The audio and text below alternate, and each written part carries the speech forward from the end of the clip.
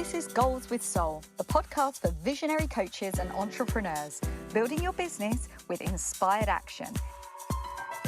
In alignment with your mission and authentic message, so you can create impact for your soul clients and feel lit up every day.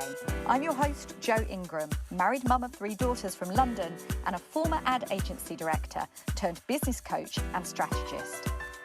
In Goals with Soul, we blend revenue generation with energetics, marketing strategies with pranic healing, and ambitious business goals with our soul's desires.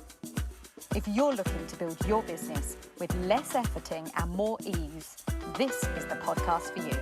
Let's dive in. Welcome to Goals with Soul. We've got so many new listeners, and if you're one of them, welcome. I'm so happy that you're here.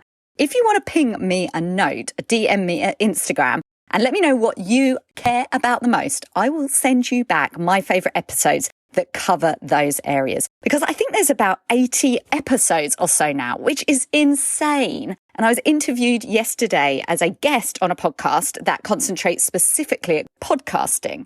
And when she asked me, what is it that you attribute your success to the most? I had to say, aside from just doing it messy and getting on with it, it was very much consistency. And when you do look back and realise that you've created so much, suddenly those small steps and small actions become incredibly significant. And speaking of significance, the topic today is all about signs and signals from the universe. Now, talking about this today dropped in completely spontaneously for me as I was walking around the woods, as I do as many mornings as I can. Gorgeous, crisp, sunny winter day here in London. And I went through my morning routine. I make a pot of porridge and I put it in one of those containers that keeps it warm, and my coffee. And I go off into the woods and I sit and I do some journaling and I walk and visit my swans. And then I do a pranic healing practice where I clear my energy, offer gratitude and welcome in specific support that I request from my guides and from source. And as I was going through this process, I opened my eyes and there in the trees were green parrots. Now, there is a flock of green parrots that live here in my London woods. They are clearly not native to London, but they are absolutely thriving. And I don't see them very regularly. But whenever I do, I see it as a sign from the universe that I'm on the right track. And I notice that I see them most when I'm in a really high vibe situation, when I'm meditating and when I'm doing my pranic healing practice. And every time I feel fantastic. I feel like I'm getting this warm hand on my shoulder saying, it's okay, Jo, you're doing the right thing. You're on the right path. It's all going to work out for the highest good. Perhaps you also have signs and signals that you see. But this wasn't always the way for me. Last year, I did some training in law of attraction and started to understand more about signs and signals and wanted them. I was willing them to appear for me. I know that a lot of people like butterflies. So I decided I was looking out for butterflies. And the more I wanted to see them, the harder it was. I think the desperation and the attachment to the outcome basically repelled the signs and signals from coming into my life. And instead, when I genuinely ease into it with non-attachment, allowing my vibration to rise, that's when the signs and signals appear. And it reminds me of a time, actually about 11 or 12 years ago, well before my personal growth journey began. And I was going through my surrogacy journey. Now, if you've listened to a previous episode, you'll know the full details of this.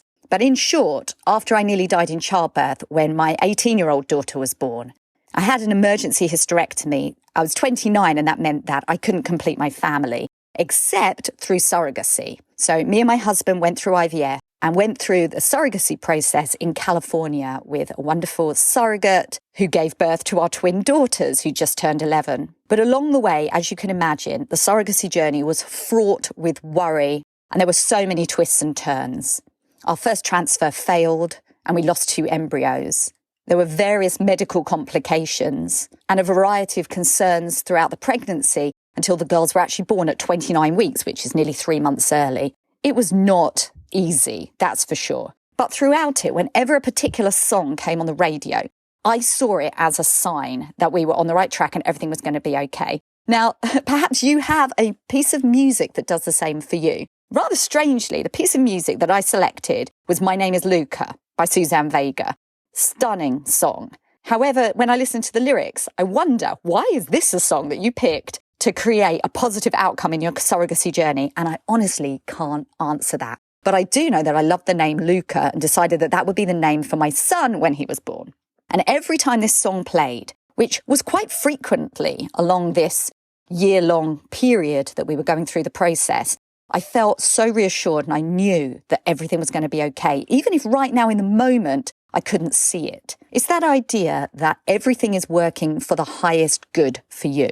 And even if the experience you're having right now does not seem to be so, leaning in with trust is really where everything changes. I've always found trust very difficult. In fact, in 2021, I made it my word of the year. I just wanted to trust and have certainty that things were working out for me, for the highest good. And as soon as you understand that for the highest good doesn't necessarily mean everything in this moment is exactly as you would like it, that's where the trust is really unlocked. And of course, as soon as you have trust, you can move forward with enthusiasm and you can create more and you gain that momentum in your business and in your life. Certainly when you're pushing against trust, it's just not possible. And of course, signs and signals are a beautiful mechanism to help us lean into that trust. I really enjoy angel numbers as well. And one of my twins, Elia, has really got into angel numbers. And in fact, she calls me every morning because she sees on her clock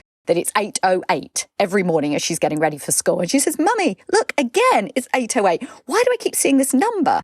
And we've looked it up and we've talked about the meaning of it. And now whenever she sees repeating numbers or numbers that she sees patterns in, she says, "Mummy, what does this one mean?" And we look it up together. And it's such a blessing to be able to talk about this with her. And I think that as humans, having signs and signals that we can feel reassurance about and feel excited when their meanings are in line with our goals and desires, it creates that spiritual backbone that allows us to go through the hard times and pursue our dreams, even if it feels difficult in the moment.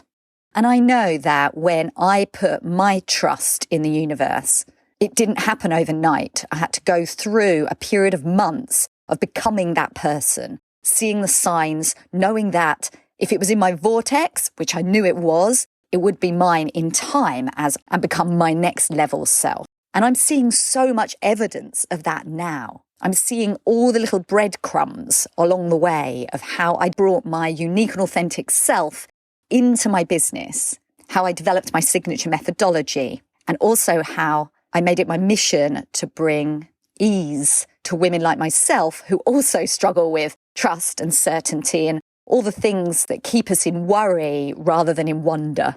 Now I feel this energy and momentum of being exactly where I'm supposed to be at this time without struggle and instead feeling ease. But I know too that I will go back through the struggle cycle because we're always leveling up.